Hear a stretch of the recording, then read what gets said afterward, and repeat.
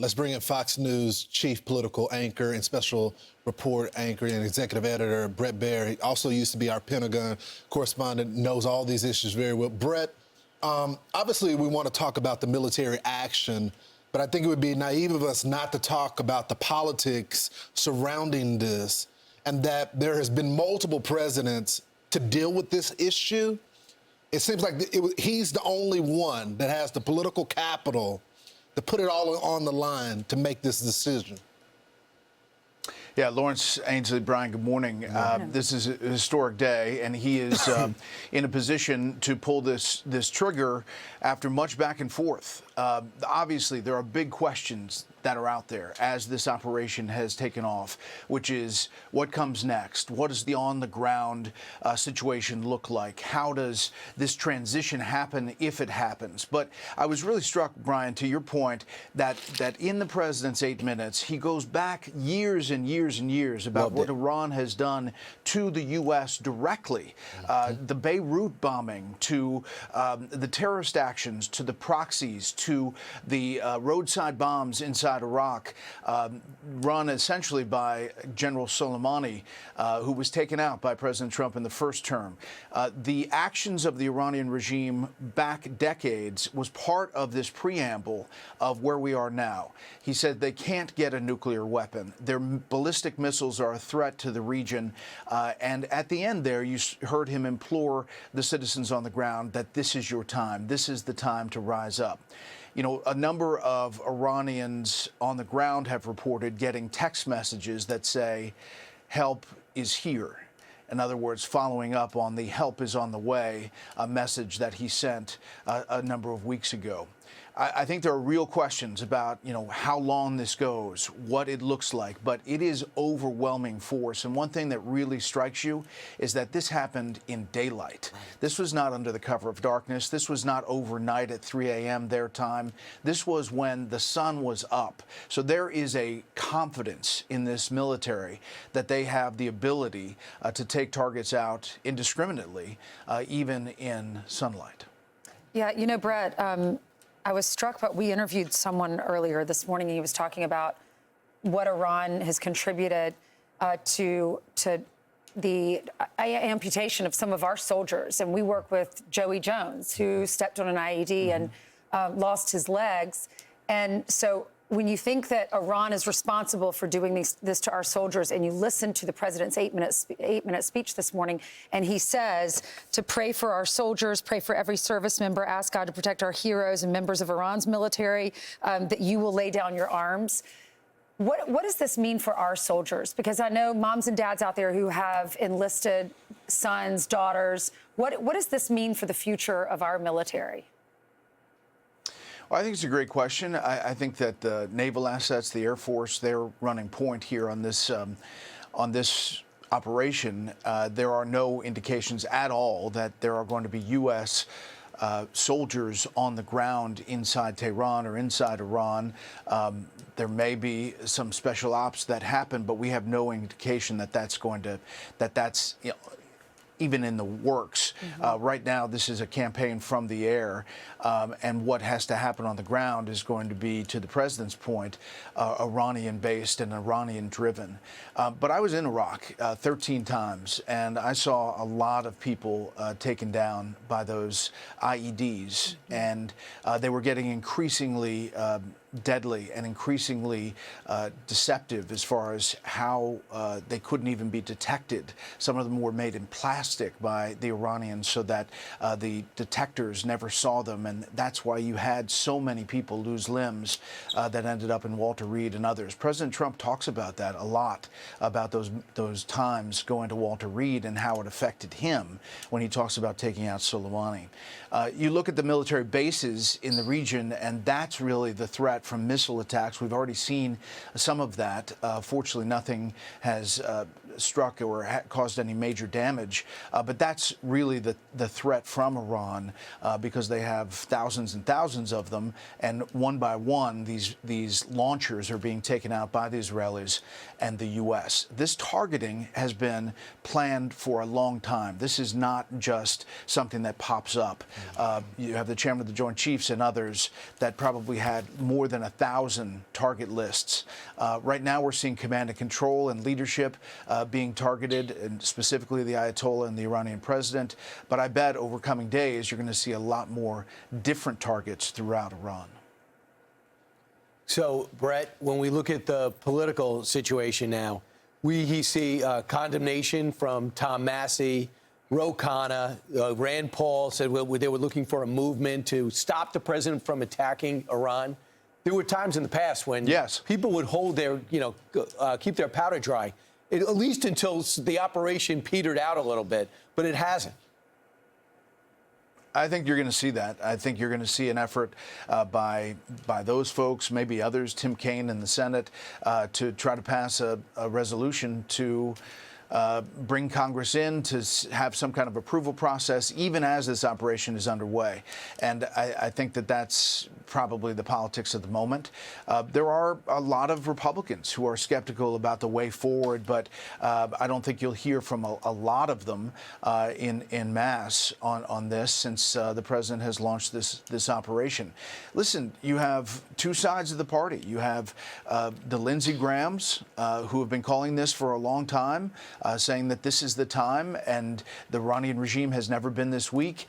And then you have the Rand Pauls and the others inside the Republican Party that have a real problem with this kind of action, not knowing when the end is. You heard Vice President Vance yesterday say to the Washington Post, this is not going to be a massive war that lasts years. Don't know how he can definitively say that, but that's what he told the Post, and that it'll be an operation that strategically targets the regime and ideally helps the Iranians take over the government. I guess to that point, though, Bret, and it goes back to sort of my initial question, because the president does have a track record, and he ran on no forever wars, and the conflicts that he has gotten in, he gets in and he gets out. Do you think politically people are going to give him some time to that the public trusts him, that his base trusts him to deal with a conflict like this? I think that's true. He has some capital with that, and obviously he has under his belt the Venezuela operation that was a tremendous success and was very quick. This is not Venezuela. This is a much different animal as far as what you're facing on the ground. But they've been planning for this for a long, long time. The June operation with Israel was very specific to the nuclear targets.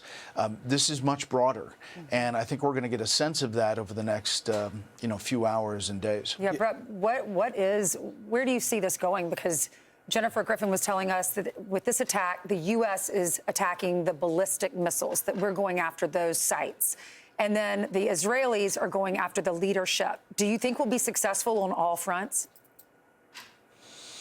They have a lot of intel on the ground. The Israelis, if you remember, in the June attack, were able to get generals who are leading the military to call them to a certain place, a building, to have a meeting, and then they took out the building and took out all of those folks. They have a lot of intel from the ground. I think, as you look at some of the aftermath on the ground in Tehran, we already have reports that the Ayatollah's compound and major leadership targets have been hit hard. You won't know until you get somebody on the ground telling you that those were successful. I think the ballistic missiles are urgent in that they don't want to face a lot of these missiles going to U.S. bases in the region or our allies. Already, you'll see the Gulf states, even though they're publicly saying they're against this operation, privately supporting it from behind. So, Bret, a couple of things are going on. We remember with these campaigns, air campaigns, I remember even in the first Persian Gulf War of George H.W. Bush being impatient with the fact that these sorties aren't changing the behavior of Saddam Hussein and the regime. And a lot of people get impatient with that. So we have not had a sustained military campaign under President Trump's in either term so far. That's why I think it's important for the president to continue to explain it. But one of the things that's so unique about this, we're used to having presidents explain a war, almost sell us a war. This is why we need to do it. This president said it, 5 minutes in the State of the Union address, and then did his address to explain our objectives on social media. Not feeling as though, he's like, enough said. We've been doing this for 47 years. I'll explain it. It seems obvious. What about that strategy? Yeah, I do think there are some Americans saying, well, why exactly are we doing this at this point? I think that 8-minute video, if you watch it again and again, is very definitive as far as the message that he's trying to send. But you're right, he hasn't done an Oval Office address with that message. But I bet you'll see it. I bet you'll see it in coming days. There may be something today from Mar-a-Lago in Florida. And I do think that that's right. part of the messaging, that you're going to have to tell Americans exactly what he did in that 8 minutes, but probably on a much bigger scale. Bret, what do you make of, you were right to point to the military doing this in the day because they typically do these operations in the night. But what do you make of, in not just this operation, but past, coming in with such force, such technology that we've never seen before? I mean, even shifting, the way we shifted our Navy for this operation, it wasn't a limited, operation. It seems like this president has a different ideology. He rather bring everything that we have in and then get it done quicker. No, I agree. It's overwhelming force. It ideally is peace through strength, but they're now showing the strength. The diplomatic efforts, according to the U.S., fell apart, and they were worried, I believe, that the Iranians were going to try to drag this out, as they often have done in negotiations. And they believe this was the time. But it is overwhelming force. Lawrence, we haven't moved this much military material and assets and planes and ships since the beginning of the Gulf War, the first Iraq War. And I think that it's going to be something that has been planned out for a long time. These targets, hundreds and hundreds of them, will take days. Yeah, and if you read some of these ships, the USS Gerald R. Ford, it's parked off of Israel, and this was very strategic because obviously our ally. It's closer to the northern city of Haifa. It's the largest warship, Bret, they say, ever constructed. It cost $13.3 billion. So this is the crown jewel of the U.S. Navy. Talk about the significance of having that right there off the coast of Israel, because they say that when Iran retaliates and flies missiles, when Iran flies missiles and drones toward Israel, they will fly through that airspace, possibly over the USS Ford and where it's stationed. And then this could become an attack on American forces, triggering the unrestrained weight of U.S. military response without a political decision required. Right. They're at threat. I mean, any of those ships that you see on that map are in target range, and you have multiple people shooting, possibly. Iran's proxies, the Houthis in Yemen, have already pledged that they're going to shoot at ships in the Red Sea, as they have done before. But what has happened is that the Iranian regime has largely been neutered by its proxies have shrunk. The Hezbollah, Hamas, the Houthis have all been really hit hard, not only by the Israelis, but by the U.S. And they've also been starved of money and support, in part because of crippling sanctions against Iran. So they're weaker, but they're still able to attack and target U.S. forces, not only on those ships, but in U.S. bases around the region. It's amazing that what these vessels, what the military has out there. I was just talking to the Secretary of the Navy. It's overwhelming what the firepower is that's out there. Right now you're seeing some of the use of that. But in addition to that, Air Force, the F-22s forward deployed, and now you may, once the ground is opened up, the war battlefield is set by taking out some of these ballistic missiles and air defense sites. You may see bigger bombs coming in, as we saw before in Midnight Hammer. Bret, when can we see you the rest of the day?